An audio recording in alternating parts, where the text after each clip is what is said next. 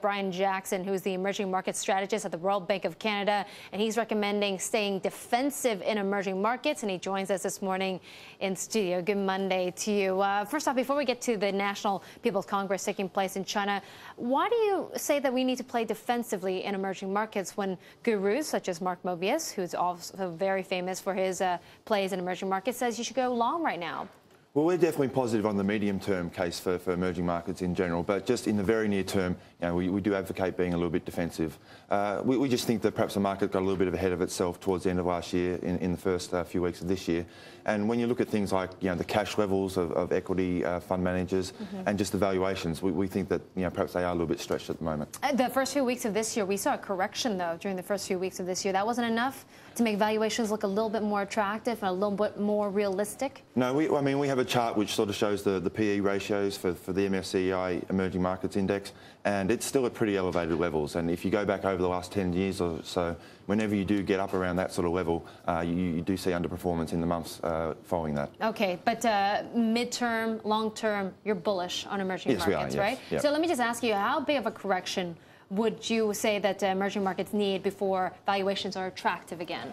It's hard to put an exact number on it. Maybe another 5 to 10% from these levels would be sort of the level that we'd be a little bit more interested in looking at. But you've also got to pay attention, I think, to the cash levels of the fund managers. They're well below long-term average as well. And so, once the cash levels get back up towards the long-term average, then again we might be interested. Okay, maybe you'll be interested. Maybe 5–10% correction then. Brian, let's take it to the National People's Congress taking place in China. Of course, we had Premier Wen Jiabao speaking for 2 hours almost. Not bad for a man close to 70 years old. And basically the de facto State of the Union address, also the budget speech for China. But what did he say? And what did the PBOC Central Bank Governor Zhou Xiaochuan say over the weekend that may have piqued your interest? Well, I think the key message from all these policymakers is that they're keeping their options open. They're not like the Fed, which has made a commitment to keep policy on hold for an extended period. They're trying to put, I think, a little bit of flexibility into their language. When they use phrases like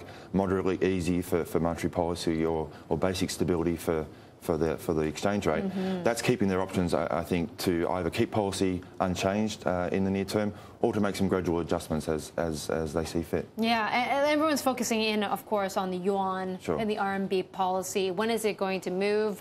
We had the Goldman Sachs and its chief economist Jim O'Neill saying earlier he wouldn't be surprised if he saw one-off 5% appreciation. A lot of economists have written that off, though. But even with Premier Wen saying basically stable, we have the futures market pegging in maybe a 2–3% appreciation this year for the RMB. Well, that phrase basically stable has been in use for a long time.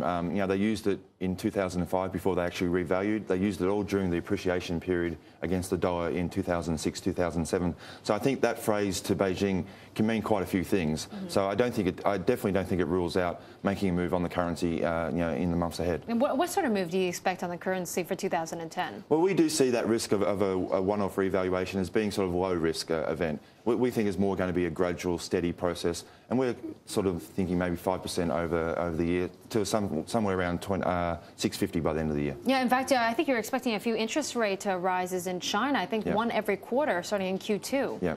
Yeah. Again, we think that policy settings where they are now are just too accommodative, and they need to make an adjustment back towards more neutral levels over the rest of the year. All right. Well, Brian, thank you for dropping by today. Nice seeing you. That's Brian Jackson, who's emerging market strategist at the Royal Bank of Canada.